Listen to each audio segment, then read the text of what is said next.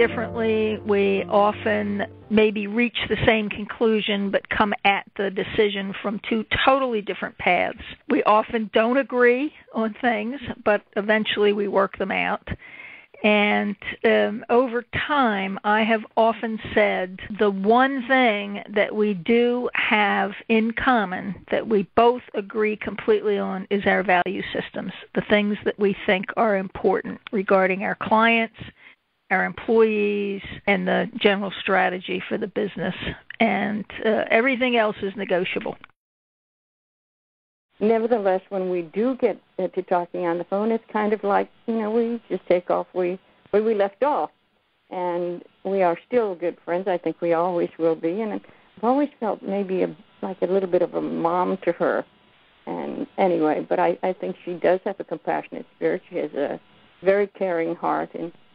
And that I saw in the way that she treated her own family, her brothers and her niece, and how she provided and cared for them when they had needs. And so I just do think that she does have a passion. I've never seen her golf, but I'm sure that she has a passion there too. Diahann doesn't do anything by half measures. She's, I think, very, very driven and very competitive, but mainly with herself. But whether it's golf or or board participation or business, she throws herself totally into whatever it is. And she can get into odd things, exercise equipment or shoes or whatever it be. And so I think that she is a exciting person to be around. I first met Diahann when I was a young producer at CNBC, and she was a young, fabulous financial advisor and accountant, and I was looking for good sources.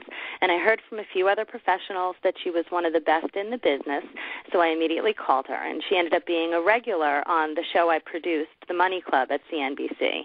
And when I finally left television, there was no way I was going to give up Diahann as a source, so I tried to bring her along to any place I wrote or worked for from there on out. So since the mid-'90s, I've been interviewing Diahann. I'm now at the Star Ledger, and I also write for Entrepreneur.com, and she's always been one of the fantastic sources I could always count on, not only for having a sense of humor, but for fantastic information.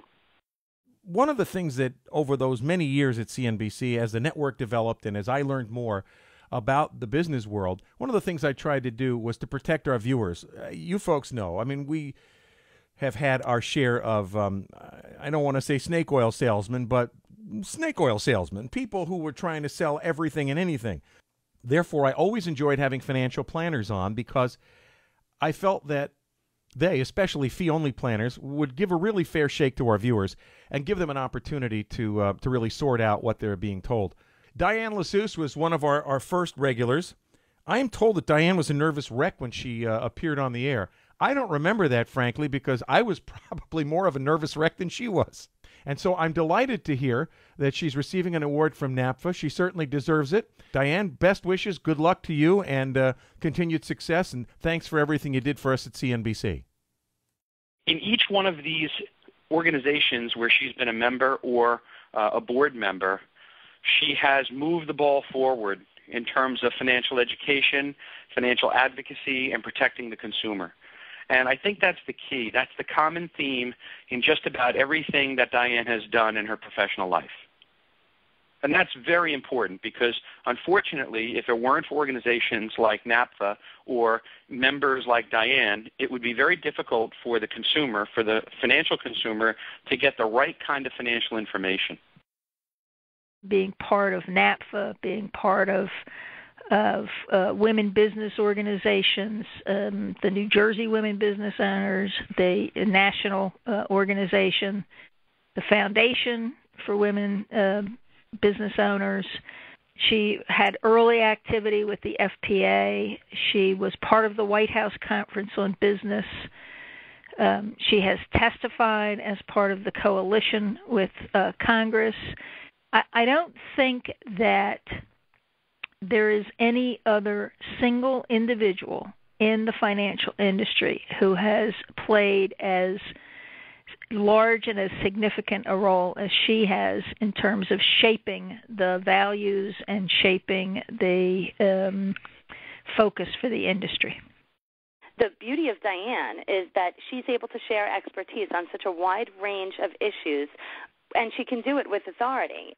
Diahann is really also very committed to her family. I have many times felt like I was sort of an extra piece of that family as well. She has a real commitment to making sure that everybody's okay. It's not just about doing the right thing financially for her.